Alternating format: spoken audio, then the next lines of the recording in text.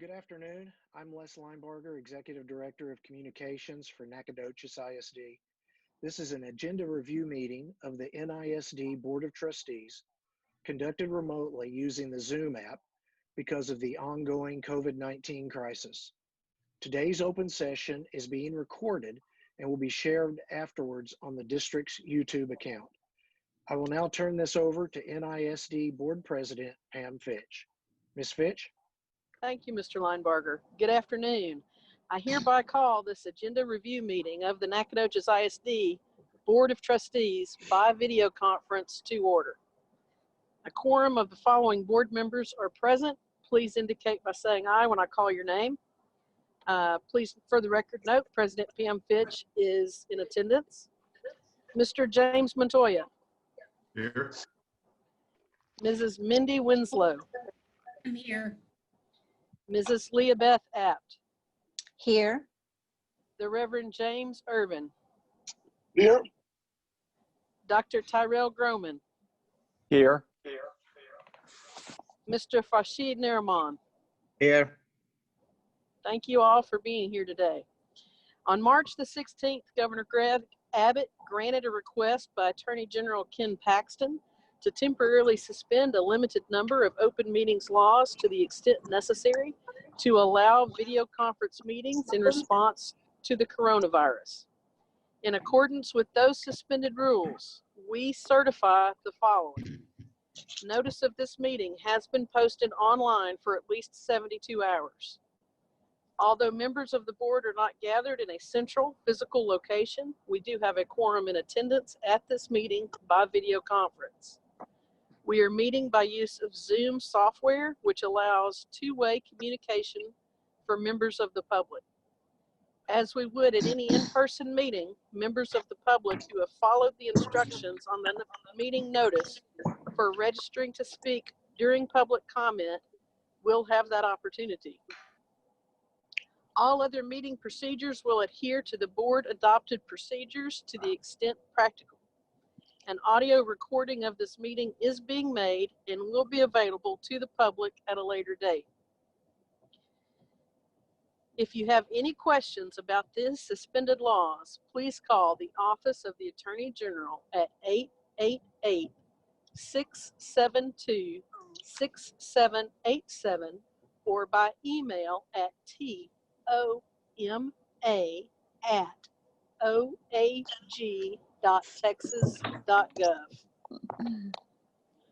Thank you for that. As a reminder, today's meeting is an agenda review meeting, so no action will be taking place.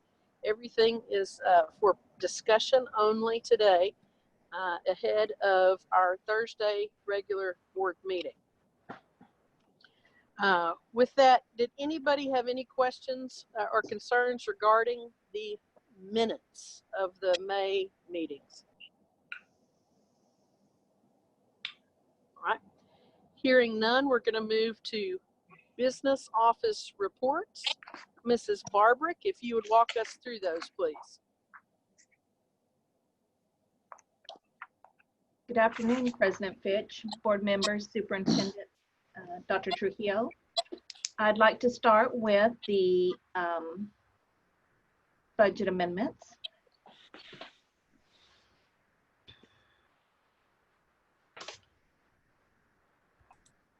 So budget amendment A is to budget funds received from our property value audit, which we have this done every year. They find us extra money on our property values, and that is passed on to us, but there is a fee associated with it.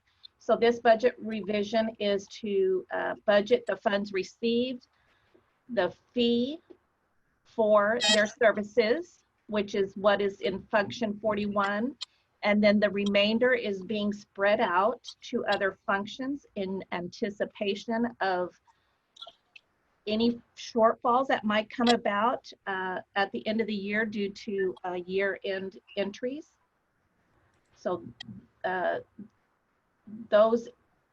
all the other functions are just basically going to be a holding place at the end of the year. Budget B. So every year, at the end of the year, when we have a savings from our telephone cost, it's we transfer those funds to another fund. We have never budgeted that before, but last year our auditors asked us to start budgeting it. So that's what the $200,000 is for. We transfer those funds to a technology fund, and that's what was built up over the years that we're now using to pay for all the teacher computer replacements. So although you haven't seen this before, it's not a new practice for us. Does anyone have questions over the budget amendments? Well, I'm just curious, how long over a time period was that savings? It was started before I ever came, and I've been here 8 years. Okay. But that's what was used to pay for all the boards that were put up, and now it's also being used for the teacher computer replacements. Thank you.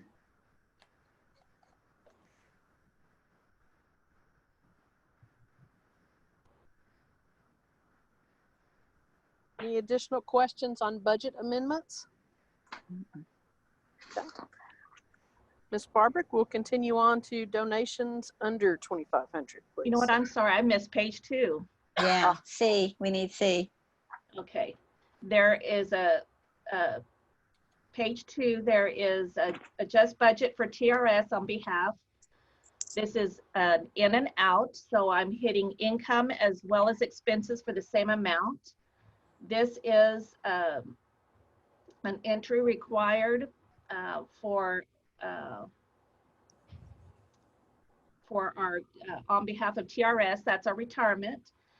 Again, this is done every year. I budget it at the beginning of the year, and of course there's always changes throughout the year on how our salaries are paid out, and so there's an adjustment done at the end of the year. It has no effect on the budget. It's an entry, a paper or a number entry only, and the expense always equals the revenue.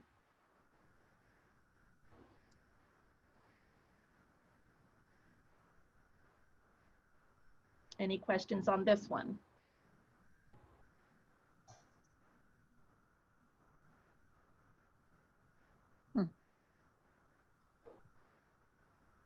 Okay. If not, I'll move on.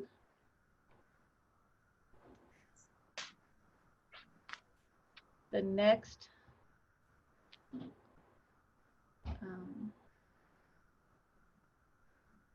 is our gifts and donations under 2,500.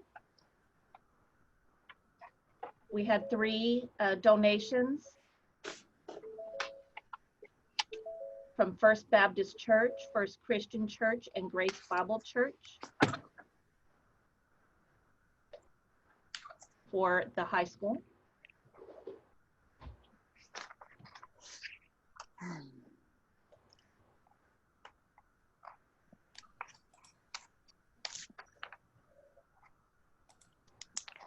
And the next item is our investment report. Okay.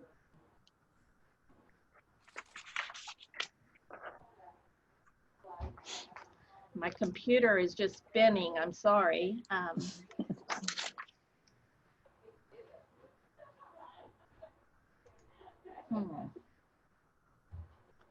Let me re-enter the meeting, see if that will help.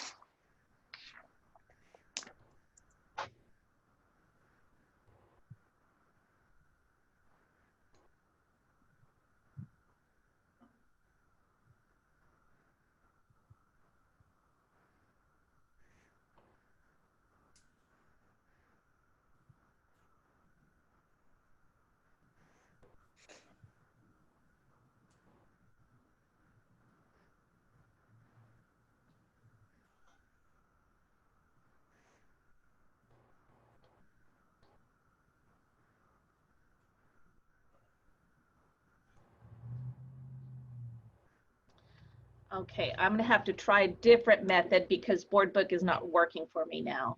Yeah, it's not working for me either. So. Yours isn't working either?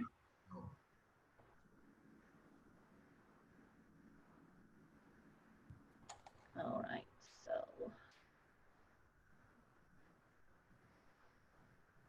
Back over here.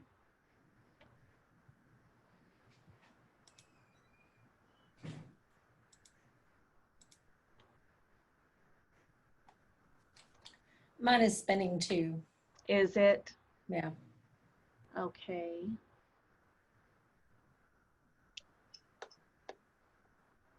Do you want me to continue even though you all can't see it? What is the will of the board? I've got a PDF version, so I'm good to go, but we'll defer to the board. I mean, I pretty much ran through mine and kind of know what you're talking about. So I didn't, I mean, I'm okay with it because I kind of know what we're talking about, but. Okay. Well, I can continue on then. Let me find my own copies and let's see.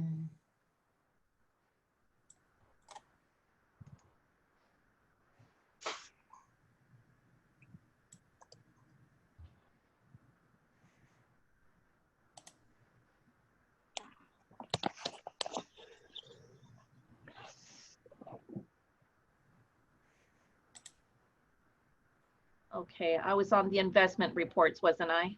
That is correct. Yeah. Okay.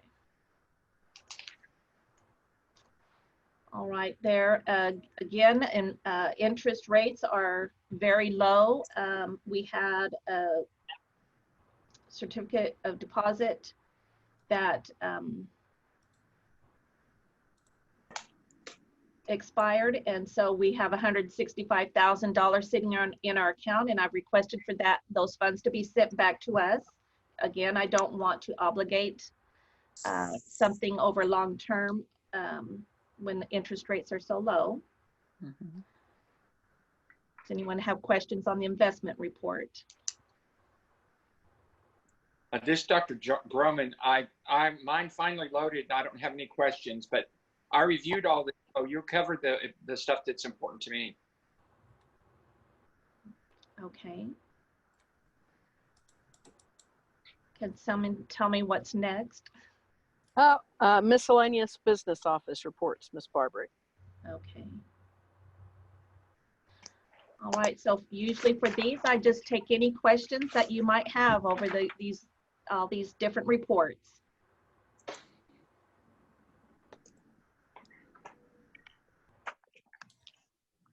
Gosh, there was something I wanted to ask about the capital improvement section. I can't remember what it was. I get mainly like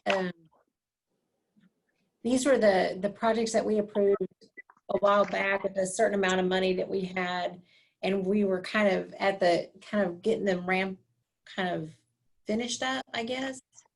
So I remember it seemed like we were moving pretty well in those projects, if I remember correctly. Are you talking about the bond projects or the capital improvement The projects? capital improvement projects. There were some that hadn't been started and some that were just about finished. I guess I was going to ask more about how we wrapping some of those that aren't finished yet up. But I can't remember. We can go, maybe I'll think of it and I'll email you. Okay, that's fine. Okay. Ms. Barwick, this is Dr. Groman. I had a question. There's Tennessee child support, the checks. Is that something that's on one of our employees? Yes, it is. Okay.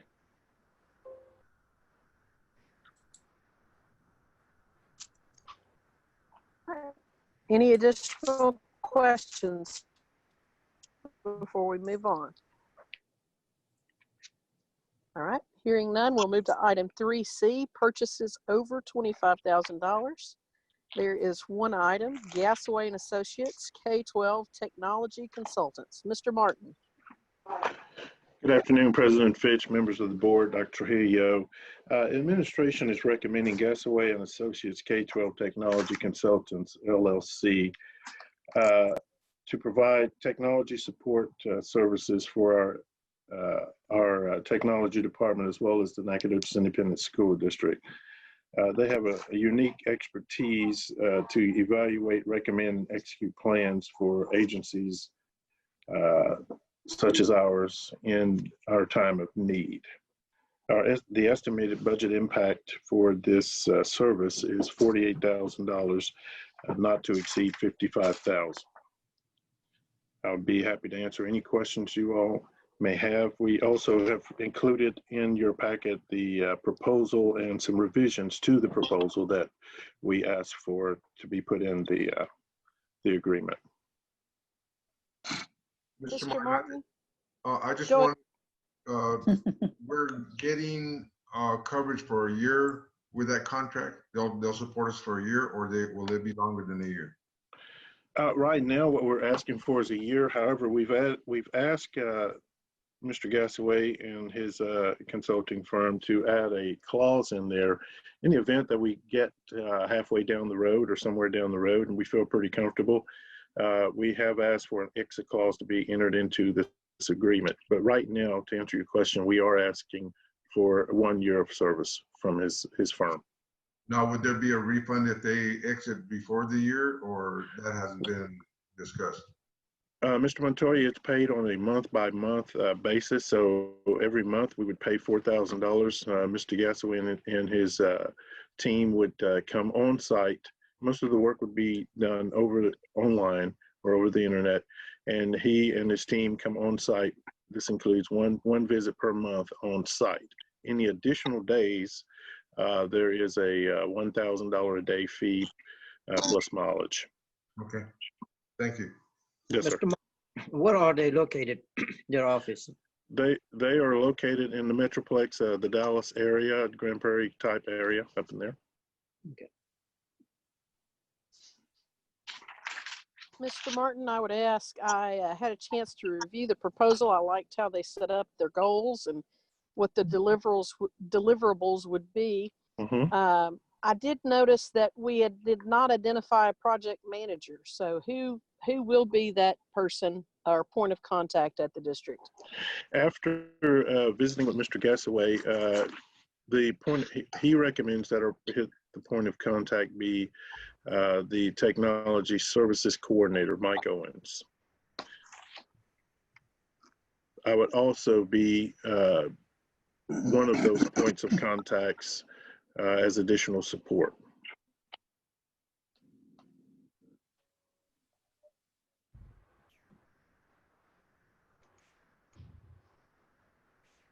All right, board, any additional questions before we move on? I have a question. It just, are they the only consultant that help us with our technology, or there is another person or another organizations? There are other organizations, Coach Newman, that help us with our technology. Other not consultants, I will say, but other vendors that we purchase services from. But Gasaway and Associates is going to look at our whole system and give us some feedback, evaluate, give us some feedback, and make recommendations with regards to the entire system. Is this the same consultant that Dr. Trujillo indicated that he is going to be look forward to work with? Yes, sir, it is. Great, thank you. Mm-hmm.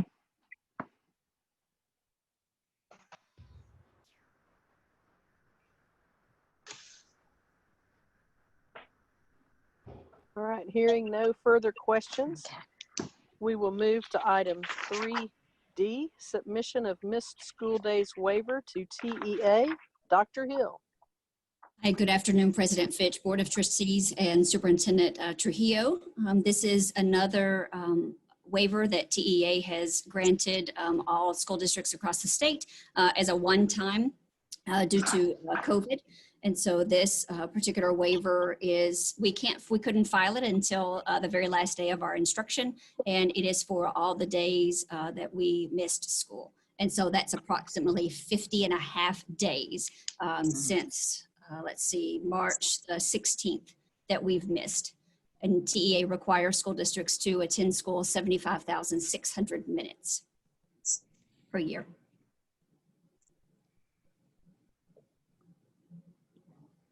Any questions for Dr. Hill? Well,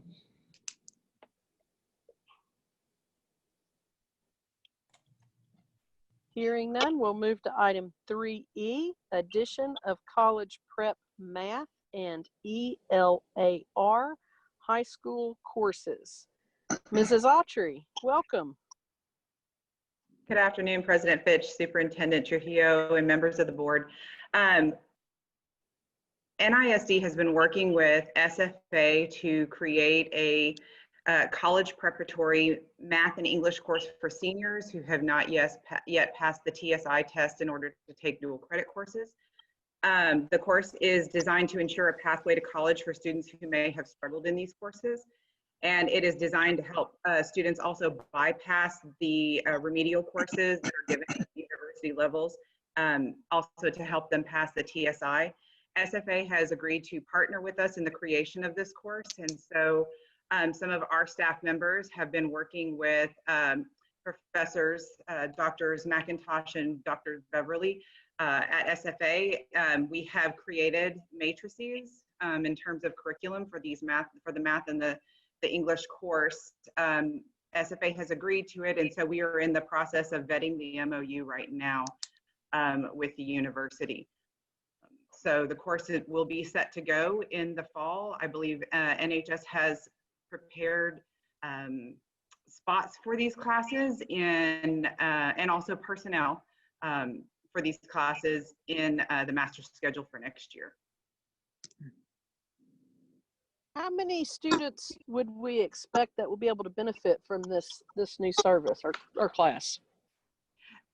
That's a really good question. I'm not entirely sure right now. What we're doing is we're taking a look at the number of students who may have been kind of on a certain line with the state assessments in the past with English and math. That's our first thing that we're going to look at. We're also going to be talking through some teacher recommendations for students that we know want to go to college, but have not been able to be successful on to get a high enough score on the SAT, the ACT in order to take dual credit courses while in high school. So far, because they can start at their junior year. So we're hoping that we'll be able to get them over that bump in their senior year. We're not sure. At least one class of each is the minimum. If we can get more and fill them up, that would be awesome. And will this primarily be targeting seniors, or what about our juniors who are still looking at? Okay. So juniors. That's a great question. Also, I'm sorry, President Fitch. We're going to try to get. We do it the class for seniors, but the process of looking at those students to be in those classes will begin in that junior year. Junior year, yeah. Excellent. Good deal. Very good. Well, and I hope that. Go right ahead. Go ahead, ma'am. I was going to say, I know that when we think of TSI, we usually think of dual credit and those students that are college bound, but I do know that from some of my peers' children that the TSI is also a requirement for getting into some of the tech colleges. So I really want to make sure that we are looking and not just restricting it to our college bound or who we believe will be college bound, but those students who are also looking into getting into welding certification programs and things like that. Yes. Absolutely. Ms. Autry, my question was, these students will be attended on campus or they have to go to SFA? They will be attending a class on campus at NHS, and NHS personnel will be teaching the course. Great, thank you. And will the curriculum be equivalent to a remedial class at SFA? In some respects, yes. I'm actually really proud of the work that we've done on these courses. What we've done is on our matrix, we've created the CCM R standards in a column for math and English. And then we have a second column that matches it to the Texas Essential Knowledge and Skills. And then the third column includes those soft skills that many students may not have in terms of communication, building their writing skills. And so the course is really it's almost a seamless marriage of senior English bridging into a freshman level comp course or college algebra. Excellent. The work with the TSI is going to help us also with CCMR. When we get to the college and career readiness, military readiness, that's a measure now that the state is really pushing. And so we want to make sure that, and this is exciting to see this partnership. The follow through is the kids actually enrolling in a university or a junior college. If we don't have the follow through, then we really would have to rely on certifications. We have to rely on SAT, PACT. TSI by itself will not help us with CCMR if we don't have the follow through. So we're going to be looking at meeting that through with our kids too, to make sure what institution, what college, what junior college, where are they going with their TSI. But this is exciting to have. What I don't want though is I don't want us to be pushing as TSI being the tool that we give to all students. We need to have a robust SAT program, and we have to continue to put some efforts with that aspect of it, because we have kids that are going that direction as well. So a really balanced approach. This is going to be good to meet all of the needs of our kiddos. Fantastic. This is another good building block. Absolutely. Yes. Any additional questions? Thank you for your time today, Mrs. Autry.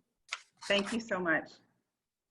All right, we're going to move on to item 4A, consideration of the 2020-2021 compensation plan. You'll remember we had an opportunity to preview this in our budget workshop a couple of weeks ago. And Mr. Whittaker, show us what you've finessed. Thank you. Good afternoon, President Fitch, members of the board, Superintendent Trujillo. I'd like to bring attention to the summary of changes. Should be within your board book, or you should have a copy of the summary of changes in which I created to highlight since our board budget workshop on June 2nd, some of the changes and updates that we have made. Okay. So if you have that document in front of you, number one is simply just the addition of the adding a number of current staff on top of page 4. That was included, added since the board budget workshop. I would like to insert an additional one, and that would be the counselor, new hire guide for the counselors. Step 1 and 2, those numbers were inaccurate across the line. They are different. You don't have those in front of you. They're not in your updated in the comp plan. However, those changes will be added before for you to review before Thursday. So again, it was the step 1 and 2 of the counselor scale. Those were off. And again, those will be added for your review. Everything else stayed the same on the guide, just those steps 1 and 2 across the board. Okay. So if we pick back up on the summary of changes, will be the police certifications that were added on page 13. As the board requested, those were listed out to be spelled out for the different amounts for the police certification. And we did add the additional intermediate police certification to the stipends. And that was added to page 13 as well to page 7 of the compensation plan.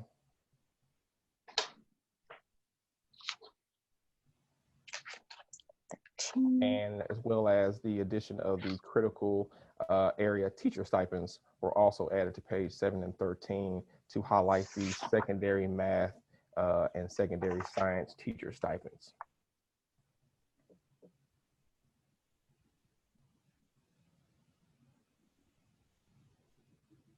If we continue to move on, Number 4, removal of the CTE teachers.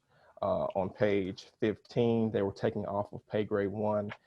As I mentioned in the board budget workshop, we would like to again move those teachers back up on the teacher scale, because since they are teachers and they have their own additional certifications, we're going to move those to, which would be beneficial to them, moving them to the teacher pay scale.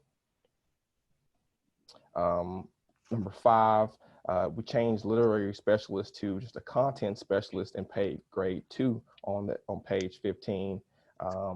We wanted to stop getting so specific that we have different content specialists, and so we wanted to just make that to reflect the current titles of our different content specialists, or those one we might look to hire to reflect as content specialists instead of specific as literary specialist. So we made that correction of the title change. Point number 6, bookkeeper, high school, we moved them to pay grade 4, as discussed in the board budget workshop, to bring them up to market value. We did move them up a pay grade, as well as 7, carpenter, we moved them to a pay grade 6, again, to adjust for that market value increase that we had talked about. The same thing for point number 8, as for the plumber. And then lastly, pay grade on pages 21 through 25 on point number 9, those pay grades were updated to the correct amounts that reflect for that 2%. Okay. If there's any questions, I'll entertain any questions at this time. And this may be moving a little into our next item, but if I'm reading this correctly, we did get our stipends in there this go around for our secondary math and science, correct? Yes, ma'am, correct. That's on page 13. Yes, ma'am. Yes. Hey, Mr. Whittaker, thank you so much for breaking that out into bullets. It makes it so much easier to follow. I really appreciate that. Yeah. Yes, ma'am. No problem. Not a problem. Yes, ma'am.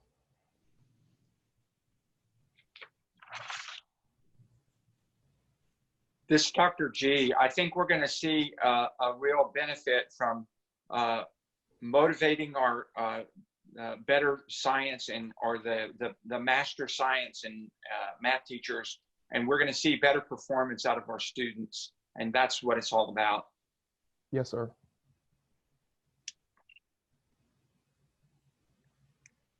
Any additional questions? Hearing none, we'll move to item 4B, the consideration of the 2020-2021 budget. Mrs. Barbary. For this presentation, I'd like to share my screen with you. It's the handouts. I don't know, mine is still spinning, but I had planned on sharing this anyway so we could go through the document.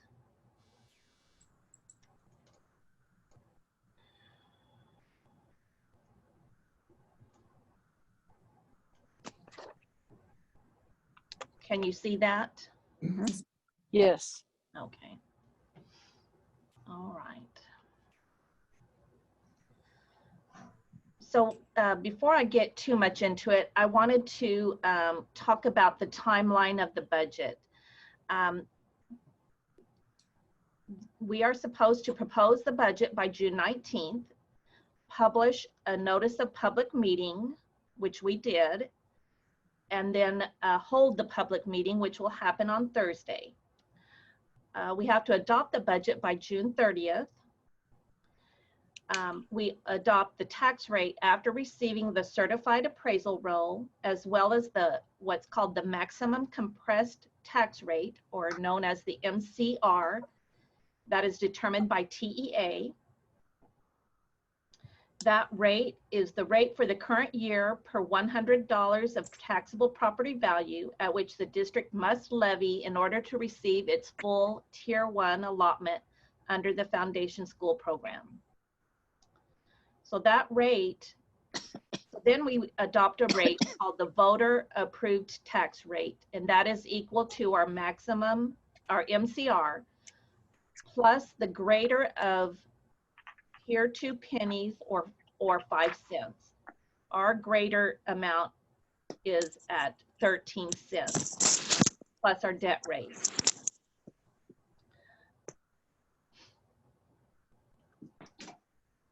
So again, we are going to adopt a budget based on an estimated tax value. We will not know until August.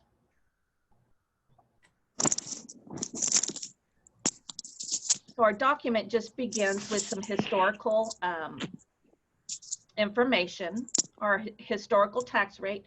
And one thing I want you to note, this is our first year to raise our taxes for the bond. But if you will notice, for 2021, our total tax rate is 1.2997, which is actually higher than it was in 2019 when before our tax rate became compressed. I mean, it's actually lower than our previous one. Below that, you'll see our historical certified property values. We are trending upwards, which is to be expected. And right now we're in a decline due to our mineral values, but that is not, that's happened in the past. If you look at 2013 and 15, the same thing happened then.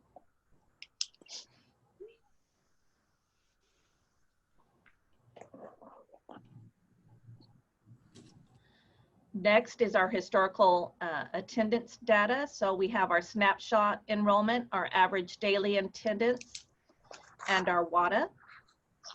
While our enrollment has been declining, you'll notice our WADA continues to rise. And that's because our special population students continue to increase.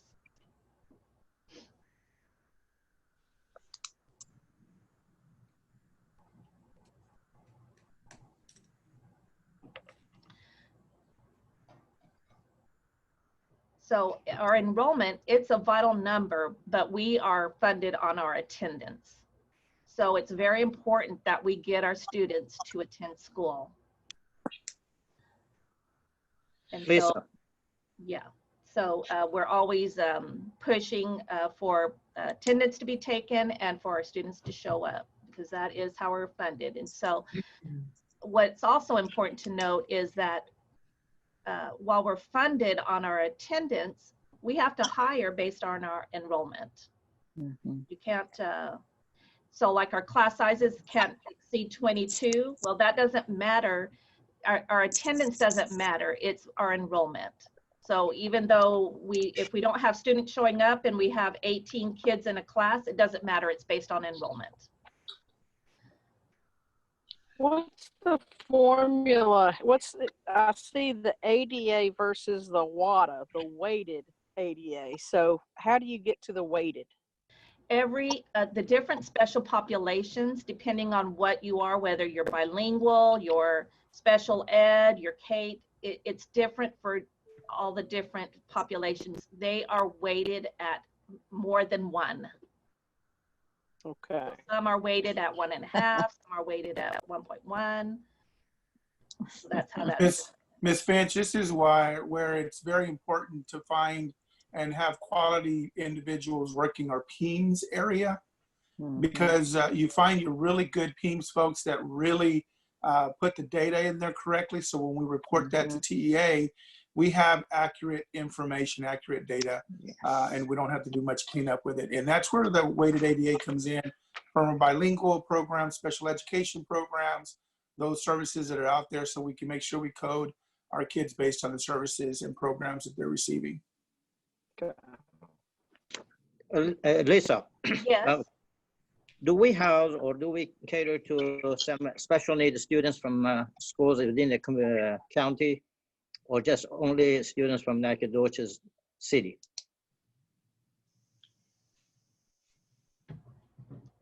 My speakers aren't very good. Can you repeat your question? Yes, I said, are we housing any special needs students from a smaller school in the county? If for us to count their ADA, they have to be enrolled in our district. Now we have some deaf ed students that we service, but their ADA still belongs with the district they are, their Enroll. resident district. Yes. Okay, next question I have. I believe on my calculation, 2015, 2016 was the only time we had 25 students increase to our population. Is that correct? 15, 16 is the only time that we had what? 25 students added to our enrollment. Oh, an increase? Yes. Yes, since 2015, yes. That's right. And since 2014 to 2020, we have lost total of 233 students, actually 288 students. That is correct.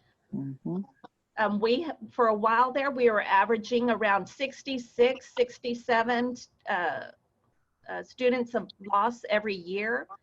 Yes. Last year, we lost 36. This year, I'm projecting 47. But I'm hoping that what we saw with only 36 this past year, that we're trending away from losing students. Did we ever find out why are we losing those students, or was there any study on that? There's been a variety of reasons.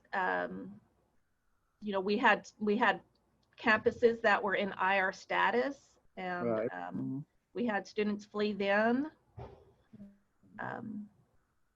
But I'm not aware of us ever studying it, no. Right. Okay, just curiosity. Thank you, Daryl. I want to follow up with what Coach said. My question is, if we're seeing this trend, is there some way that we can look at how we can get more students back into our school district? Yes, we are doing that by offering better programs. We offer better programs than our county schools because we can afford more, and getting our campuses out of IR status. Yep. I think the passing of the bond was a big help. Yes. And we need more publicity on those wonderful programs that we offer that they don't. Because so many parents that I talk to, you know, their reasoning for leaving, and then you start presenting to them what NISD could offer, and they're like, oh, I didn't know that, you know. So I think we're on the right path of getting them back. Frankly, we are, especially that prep math and English. Yes, that we absolutely. Brings a lot of students from other schools. Yes. But there has to be some underlying reason for people leaving anyways. Yeah. I want to show you this next chart. This is our ADA versus our WADA versus our enrollment. And Dr. Trujillo mentioned having a good PEMS person. Now, I don't know this for certain, but the dip you see in the top line, you see where it dips down in 2012, whereas our enrollment and our WADA remain about the same.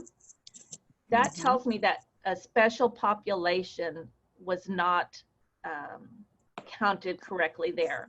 I can't prove that. I mean, I could if I went and studied it, but that doesn't follow that our special populations, our WADA would drop when our enrollment and our refined ADA did not. Yeah. That's where it's important to have our accurate counts and good people working in our PEMS office.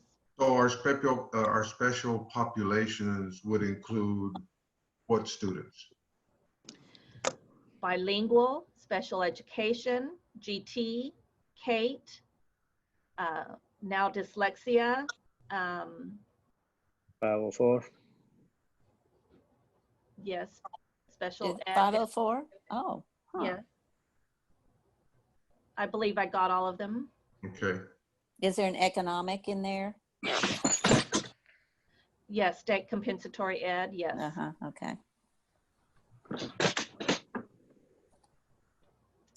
So now I'd like to start getting into the meat of the budget, which isn't a big change from last time that was presented. The budget was built with the refined ADA of 5,675 students, an estimated tax rate for M&O of 1.547, $1.05, 5.47 cents, and a debt service tax rate of 24.5 cents. Again, certified values will not be known, will not be available until July. The tax rate will be calculated by TEA after those values are released. Staffing was based on an enrollment of 6,292 students, and the staff received a 2% flat increase, with the exception of staff members identified as being paid significantly less than their market rate.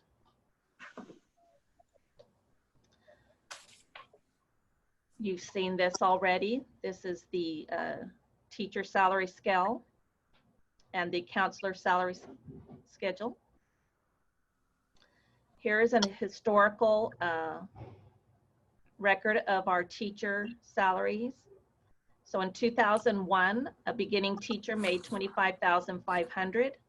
Next year, a beginning teacher will make $42,500.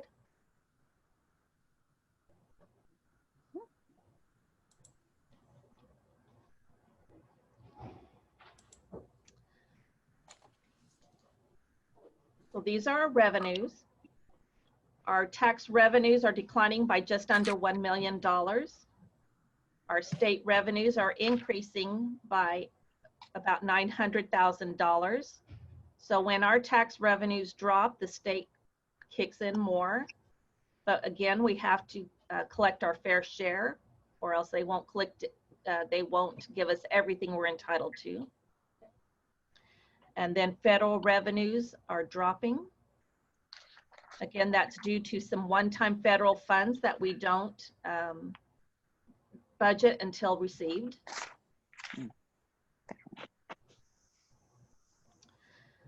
These are our expenditures on the function level, which is how you adopt. We've incorporated those stipends that were discussed.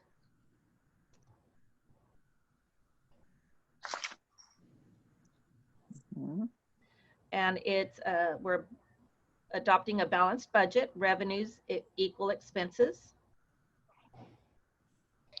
Lisa, without getting into too much detail, can you give us an idea of where you were able to reduce or get us some cost savings to pay for those stipends for our math and science teachers? Yes, so I found the template gets updated periodically, especially at budget season, it gets updated even more so. And in it, so I went to check to make sure there was a new template, and I downloaded it, and actually it increased our state revenues. Before, I don't think it was computing correctly the what we were entitled to with the loss in taxes. Mm-hmm. So our revenues actually went up from what I presented before. Nice. Yes. The revenue is still, I'm still using conservative amounts in preparing for next year and the unknown.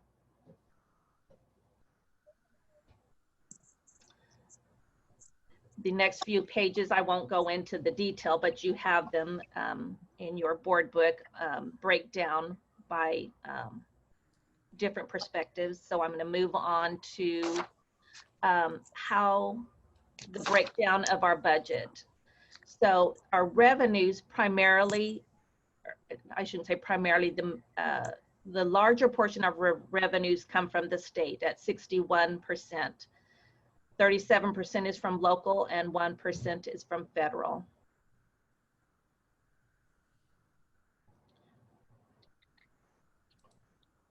This is a breakdown of our expenditures by object, and our biggest expense comes from salaries and benefits at 79%.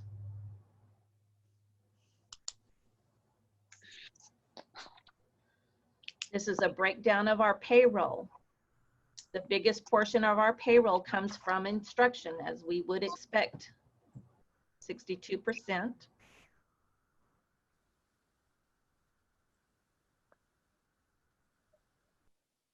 contract. Is there, oh, stop. Go ahead. Before we got too far, I was curious. I was looking, I was trying to search, and I forgot you had control of it, and I didn't. Is there an administrative function or section in there that kind of gives us the percentage of our budget that's administrative? There's two administrative functions. One is, can you see my cursor? Mhm. Yeah. Yes. Okay, so instructional leadership. So that is the instruction office at the DSC. This is not principals, but our instruction office that is housed here, 21. Okay. Then 41 is general administration. That is our HR, the business office, the superintendent's office, tax collections that fall under this. So we'd almost have to add those two together, correct? Or am I thinking of it, am I oversimplifying it? To add them together, well, their functions are very different. No, and it's hard to tell the color difference between, what's the percentage on 41? On 41, Yeah, I can't. let's see, that one is green, this dark green. It's that dark green, so it's that Ah, 3%. okay. Yes. 21 is, looks like it's this one right here, 2%. And if it's at the DSC level, and if it doesn't fall, it's going to fall into one of those two, correct? I'm trying to, no, technology is under 53. Hmm. And that is a grayish color right here. Let's see. There's two grays. It looks like curriculum and staff development, but that's much smaller than technology. So I think this is technology right here. Okay. Ms. Barwick, I'm just curious the percentage on the social work services, 32. It is a dark blue, which looks like it is, 2%. I'm guessing it's this one right here. 1%.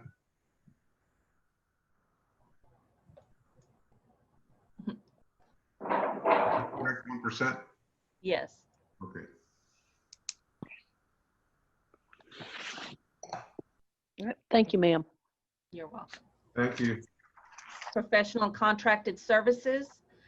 Our biggest user here is plant services, and mainly that's utilities.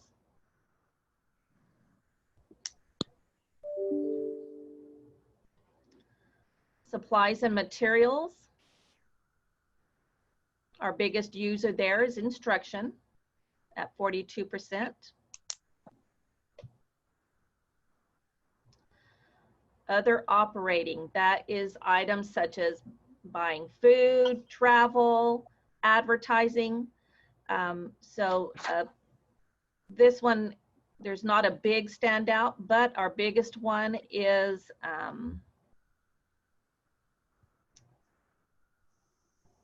plant services. No, I'm sorry, it's, oh yes, it is plant services, but right behind that is extracurricular, because extracurricular, they do a lot of traveling.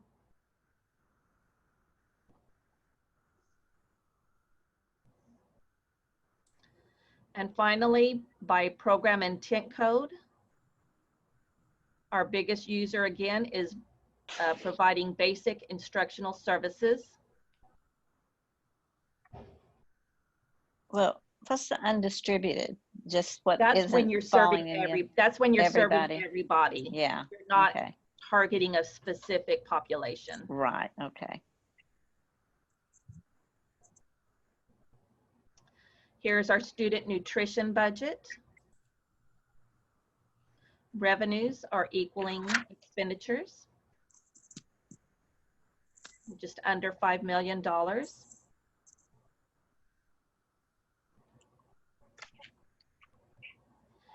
And debt services. This is the first year we're increasing our tax rate since we passed the bond. So our revenue is increasing. Our expenditures are increasing by 311,000.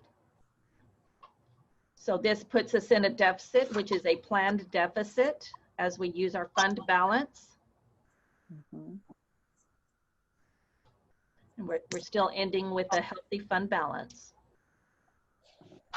Good. And these are all three of those funds combined.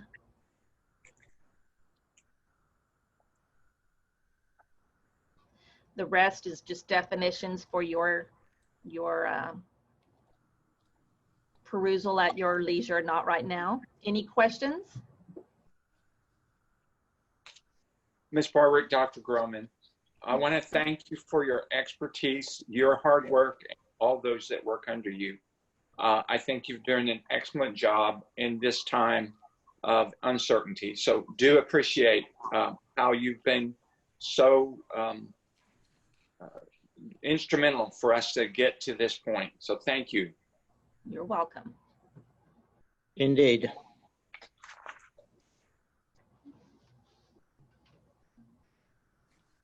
Any other questions or comments for Mrs. Barbrick?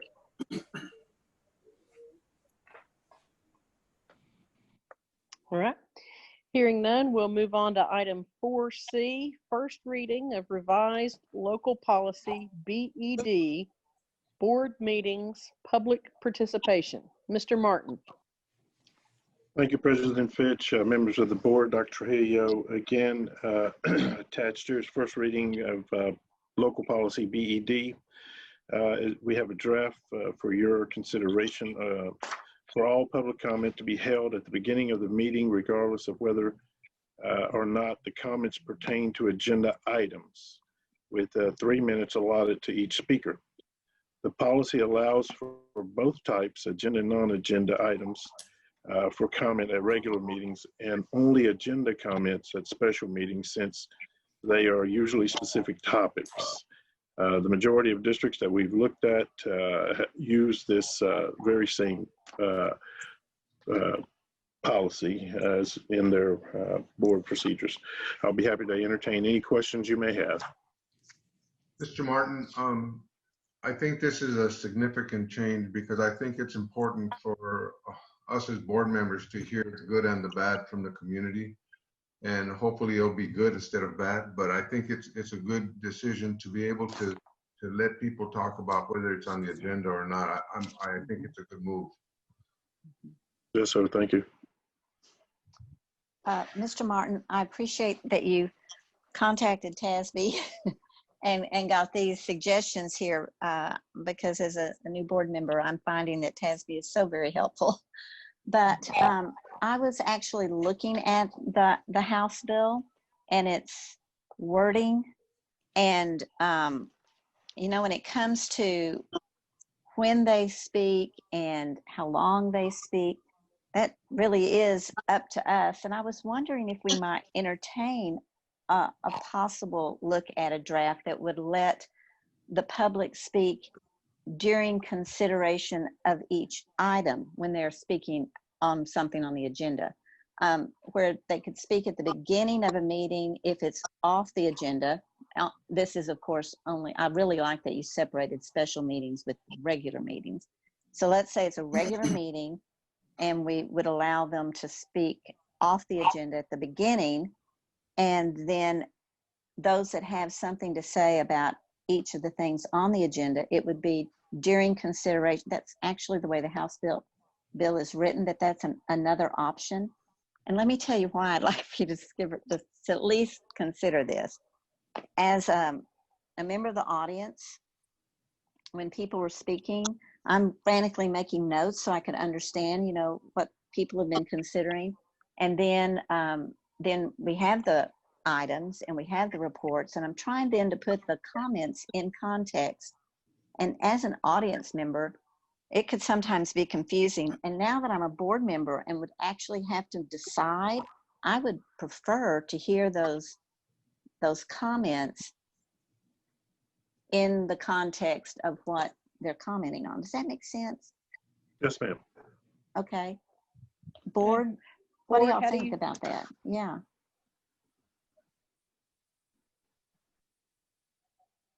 So you're saying that they could be able to comment at any time during the meeting where we're going through our agenda, or if they have a personal comment that they want to make. Is that what you're saying? No. I'm saying that at like Thursday's meeting, if they wanted to sign up for a comment and it's not on the agenda, you know, they just want to talk about how great their school is or whatever, that would be at the beginning, like we have written in now.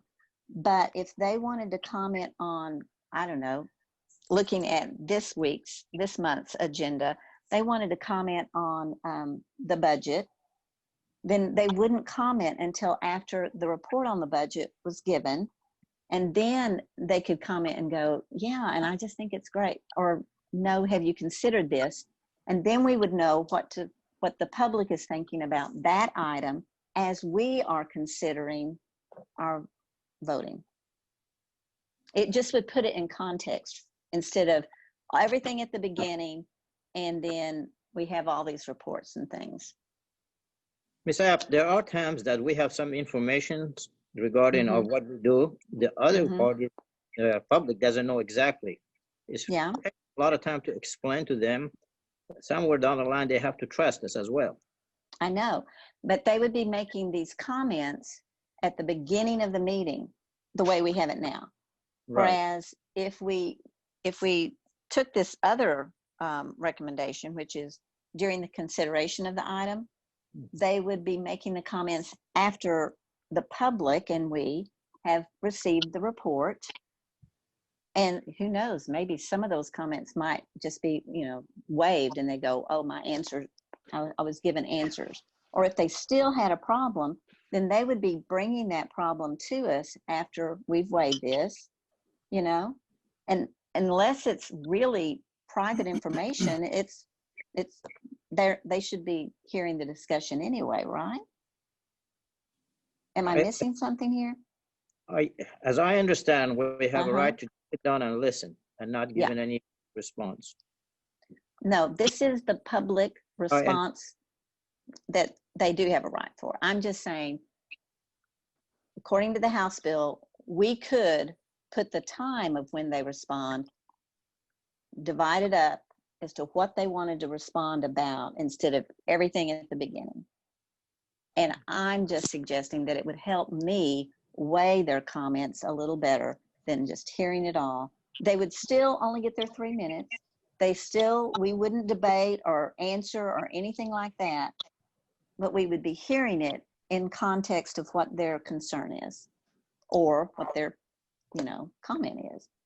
So, Ms. Abt, one of the things that we do is we have a large consent agenda since we, you know, have today. So the majority of the things get moved under consent. So the majority of the comment would still be before, because you would want them to comment before we after vote. the report. I know. Okay, but we don't report on consent agenda.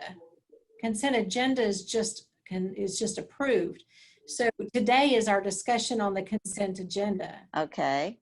So before consent, they would have an opportunity to address everything that's under the consent topic. Okay. But unless you, like you did last time, unless somebody pulls out an item that we want to discuss. Okay. Yeah. So there's usually not very much left under. So I'm not sure changing it, I mean, is going to change much since the majority of our meeting falls under consent.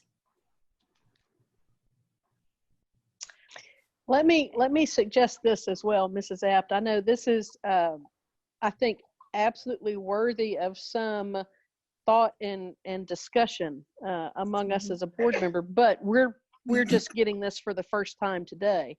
Right. So would it merit kind of for us as board members to have a couple of days to chew on this, kind of think about it, and then come back and let's have more discussion on this Thursday. How does everybody feel about that?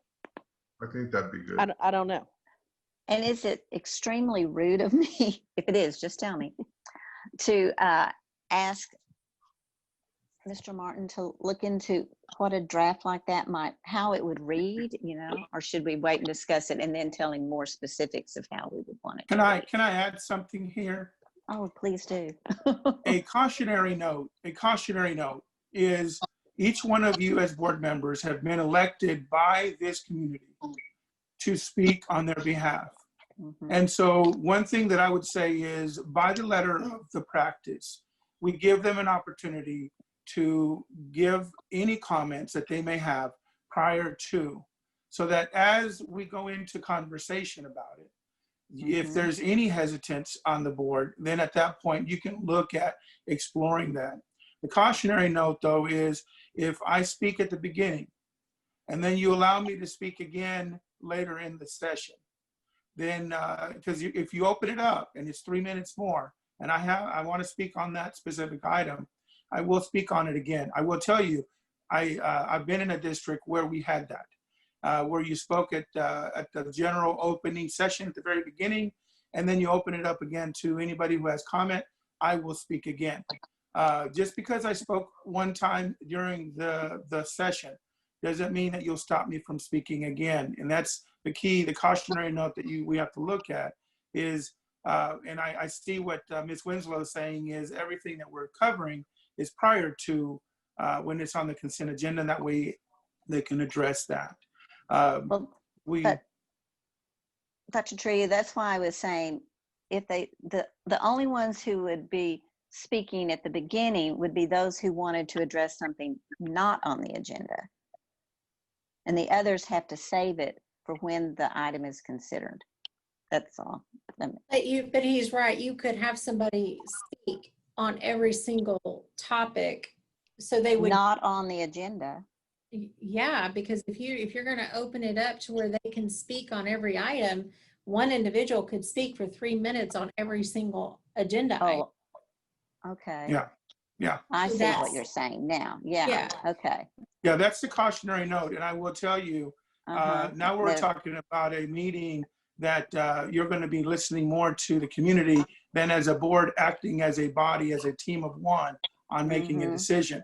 And really, the emphasis of the decisions that we need to make is this group of one, this team has been selected. And I have every faith that this team is going to arrive at what's in the best interest of the kids with the support and the input of the community.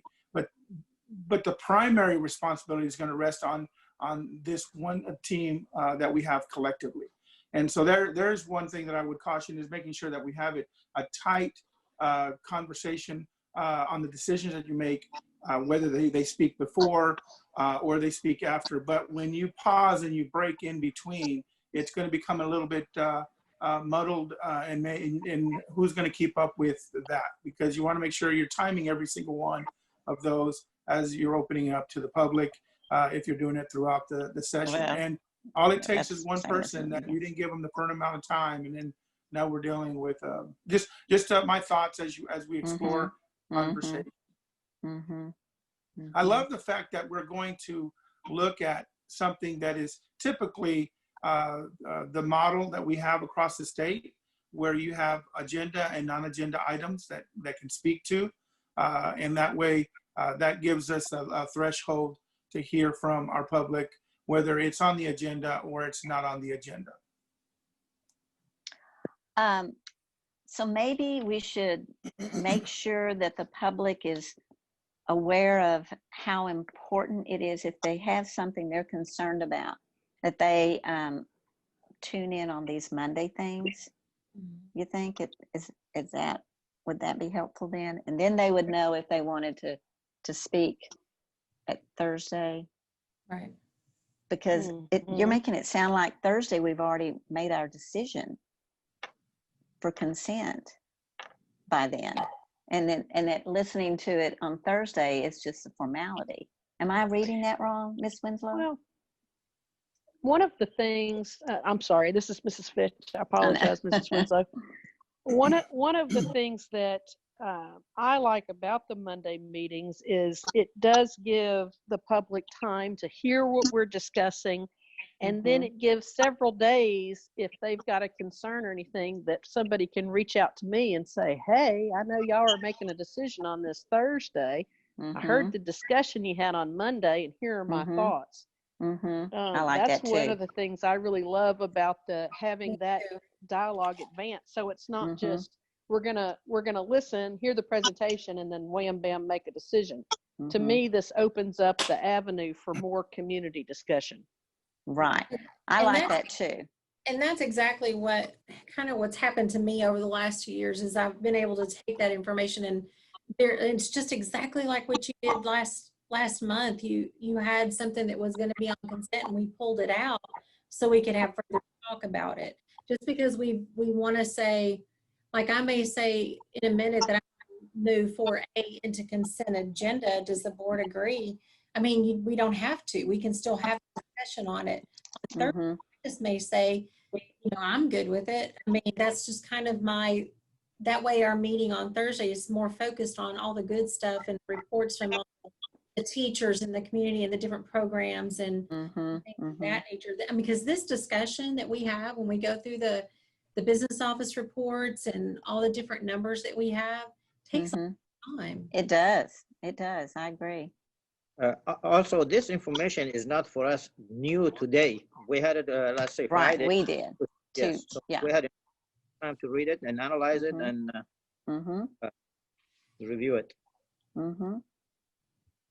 This, Dr. Groman, a couple of things I wanted to say is, number one, there are many opportunities for communication. They can do it when we're in Walmart. They can send us emails. They can send them to the superintendent. So people can communicate what they want to say. It's just harder to communicate like that, but it doesn't have to be hard because we send emails to people every day. So we want to make sure that understand that this is not the only forum at the meeting. It's a special forum. We want it to be utilized for the best use. Our numbers right now, because of COVID, of speakers is way down. And I think if we go historically, particularly when we're in great turmoil, there were lots and lots and lots of speakers. Well, we can't limit the time ever. So when you get 50 speakers, and if they can speak twice, 4 minutes each time, add that up, and you haven't even done any work. We have to make sure that we can do our work in a reasonable amount of time, that we're not exhausted. So we want to balance communication, but remember, there are other avenues of communication. We don't just have to depend on this one avenue. And I think if we go to some of the people that have been here for a long time, they will tell you how it tires you when the people are getting up. And really, do you need to speak for 4 full minutes? You can't say what you have to say in 2 minutes. So I kind of wonder about 2 3-minute sessions or 2 4-minute sessions. I think that there should be a more concise, one person gets this a maximum amount of time per meeting, because the real key we want is everybody gets to speak. That's the most important thing. Everybody gets to speak. Everybody has voice.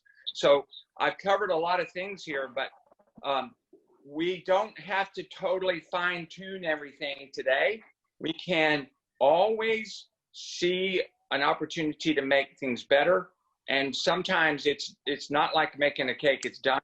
We can continue to design it and improve it. So we don't have to get in a rush or a hurry, but I am concerned about a maximum time limit per person per meeting.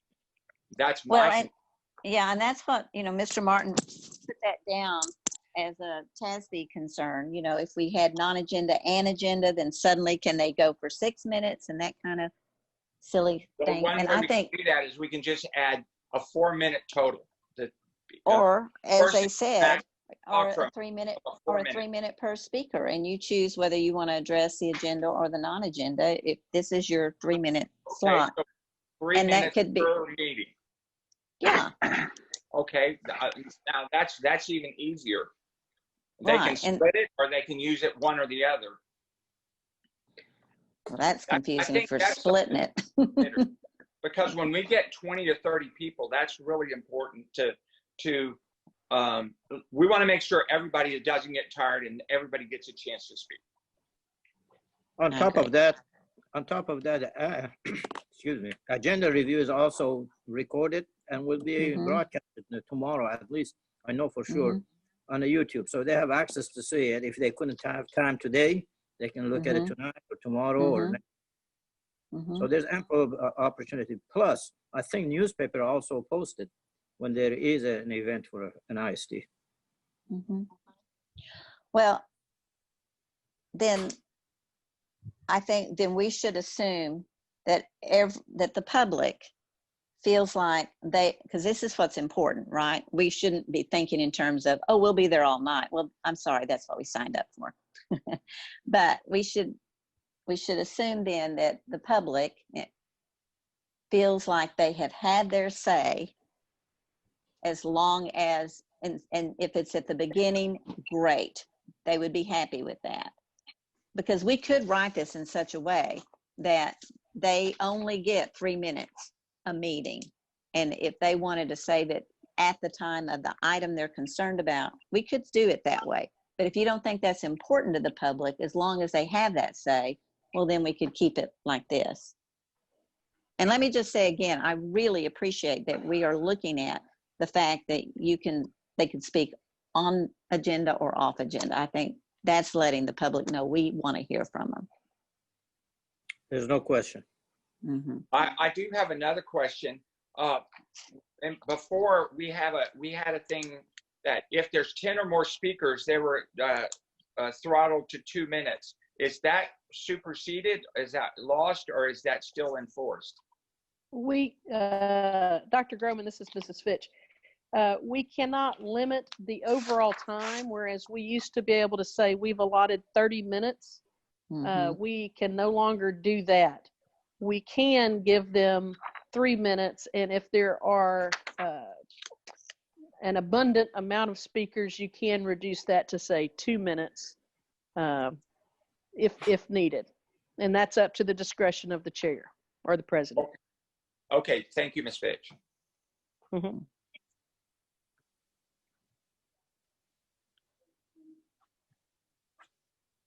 All right, any more thoughts on this, or do we, sounds like we all have some thoughts and some chewing to do before we get to Thursday. Does anybody else have any requests or comments or thoughts before we come back to Thursday? Is it? Ms. Fitch? Yes, Reverend. Go ahead, Mindy, I'm sorry. No, you go ahead. You haven't spoken the whole lot. I know. Please. I was just gonna, if I'm hearing correctly, I think Ms. App asked what it would look like. And it would be an open meeting, a public comment section, unlimited, behind every agenda item, if we should go that route. Okay. I'm going to be ugly a little bit. It's a board meeting and not the public meeting as well. Thank you, Coach. I didn't want to say that. I'm too used to Thanks to both of you. city board meetings, which are board meetings, but they're open to the public like that. I guess I'm just too used to that, which was always really helpful for me. Well, I just think that it's important for us to hear from the community, but we also as board members have a responsibility to follow the agenda and do the things that we need to do. They have that information prior. We have them send us email. There's always a communicating, like Dr. Groman said. I think that the fact that we're having the public comment and following the House bill, I think is we want them to go ahead and have comments, but we have to also take care of our business as a board, and that's the way I see it. So. Okay. Well, we're going to take Ms. Fitch's advice and take a few days to think about it, and hopefully we have that executive meeting, we discuss that. Dr. Groman, I want to thank everybody for commenting. I think that's real important. That shows the oneness. We're all want to talk about this and consider.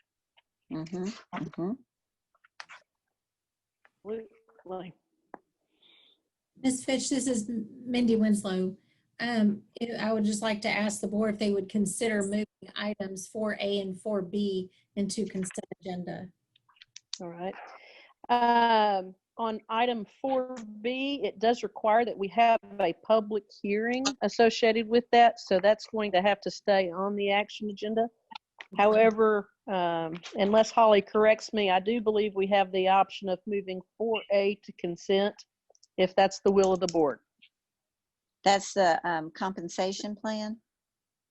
Yes, Am I ma'am. looking at the right thing? Okay. We will be having a separate public hearing at the beginning of Thursday's meeting regarding the budget. Okay. All right. With public. So, all right. So Holly, is that to say if we'll have that public hearing separate? So that means we could move them both to consent? That is correct. Okay. All right. Is anybody opposed to moving 4A and 4B to consent? All right. Holly, let's do so. I will.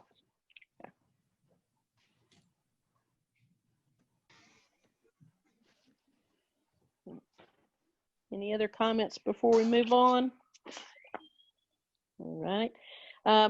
We do have, probably it'll be a very brief, but we do have at least one item for executive session. So unless there's any other questions or comments, I'll move us that direction. All right. Board President Fitch, can I ask you a quick question? Yes, sir.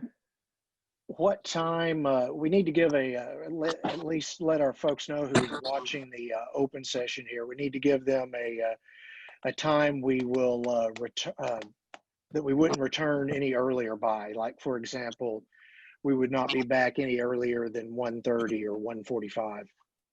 Okay. We won't be back any earlier, but we don't have to. Okay. So, for example, if we said we won't be back any earlier than 1:45, you could go beyond that, but we couldn't restart the open session before that. All right. Let's go ahead and we'll say 1:45. Right. Anyone else? Okay. All right. The board will now conduct an executive closed session to discuss the items posted on our agenda pursuant to the following provisions of the Texas Open Meetings Act and as allowed by Texas Government Code sections 551.071, 551.072, 551.074, and 551.129. No voting will take place in the closed meeting. Any action the board wishes to take as a result of the discussions in closed session would take place when the board reconvenes in open session. It is now 1:23 p.m.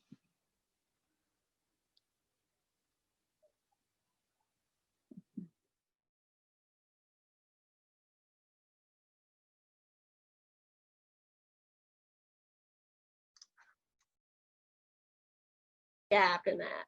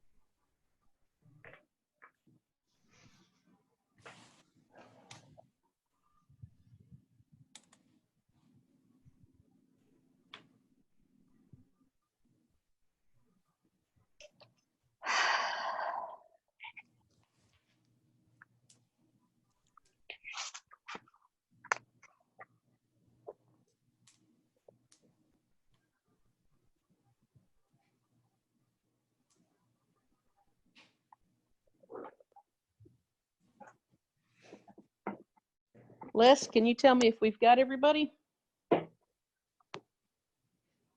We're missing somebody. I think we're missing Coach. I don't think I'm here. Was that Coach? No, I think that was the Reverend. I'm here. Yeah, we're just missing Coach.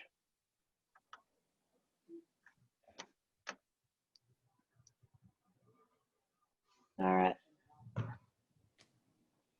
This is kind of housekeeping, so anybody opposed to us going ahead and getting started? No, that's fine. All right. Mhm. All right. The board is now reconvening into open session at 1:51 p.m. And I will entertain a motion to adjourn. Mindy, I move that we adjourn. Thank you, Mrs. Winslow. Do we have a second? No, This is second. James. Okay. Okay, sounds like Mr. Montoya had the second. All those in favor, please say aye. Aye. Aye. Any opposed? All right. Thank y'all so much, and I will see you Thursday. Sounds good. Have a good day, guys. Thank you. Bye-bye.